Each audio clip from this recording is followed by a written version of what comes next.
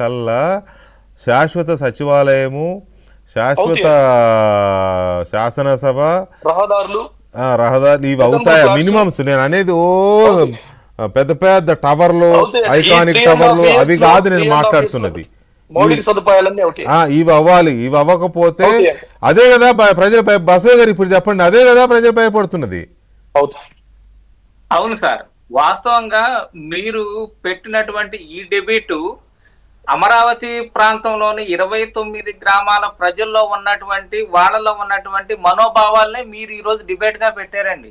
వాళ్ళు చెప్పుకోలేనటువంటి బాధనే ఈ రోజు మీరు మరి మీకు తెలిసి పెట్టారో, ప్రజల సమస్యలు తెలియకుండా పెట్టారో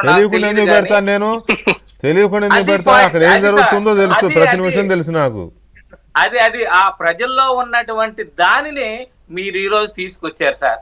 అందుకోసమే సార్ నేను మీ ద్వారా ప్రభుత్వం నారా చంద్రబాబు నాయుడు గారి దృష్టికి ఈ విషయాన్ని ఒక విషయాన్ని తీసుకురాదలుచుకున్నాను సార్.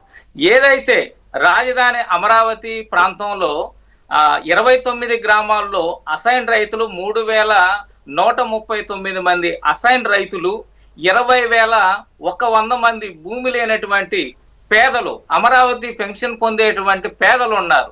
వాళ్ళ కోసం ఒకరోజు మీరు సపరేట్ గా నారా చంద్రబాబు నాయుడు గారు ఈ అసైన్ రైతుల కోసం ఒకరోజు ఒక చిన్న గ్రీవెన్స్ లాగా పెట్టి అందరి అధికారుల ముందు అసలు ఏం జరుగుతుంది, అమరావతి అసైన్ రైతులకు ఆందోళన ఎందుకు చెందుతున్నారు, వాళ్ళ కడుపులో ఉన్నటువంటి బాధ ఏంటి, వాళ్ళకు వచ్చినటువంటి సమస్యలు ఏంటి, ఎక్కడ ఆగిపోయినాయి అని చెప్పేసి ఒక్కసారి నారా చంద్రబాబు నాయుడు గారు అసైన్ రైతుల పైన ఒక్కరోజు దృష్టి పెట్టాల్సిందిగా మన ఏబిఎన్ ఛానల్ ద్వారా వెంకటకృష్ణ గారి ద్వారా నేను ప్రభుత్వానికి తెలియజేస్తున్నాను సార్.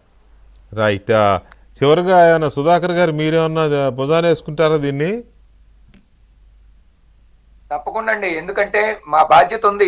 ఆ రోజు మనం ఒక మాట పిలిపిస్తే వేల మంది కదిలారు. వాళ్ళ సమస్యలు తీరేదాకా సిఆర్డిఏ చుట్టూ అయినా తిరిగి, అందుకనే దీనికి ఒక సమగ్రమైనటువంటి ఎప్పటికప్పుడు ఇన్ఫర్మేషన్ ఇస్తా ఉన్నామండి. దీంట్లో కూడా కొంత సిఆర్డిఏతో సమన్వయ లోపం, సిఆర్డిఏ అధికారులు ఫ్రీక్వెంట్ గా అన్ని విభాగాలకు చెందినటువంటి అధికారులు ఇంకా నియామకం జరగలేదు. వాళ్ళని కూడా స్పీడ్ గా తీసుకోమని చెబుతున్నాం. తప్పకుండా పోరాడతాం. అదే విధంగా ఏదైతే ఉండే జెన్యూన్ సమస్యలు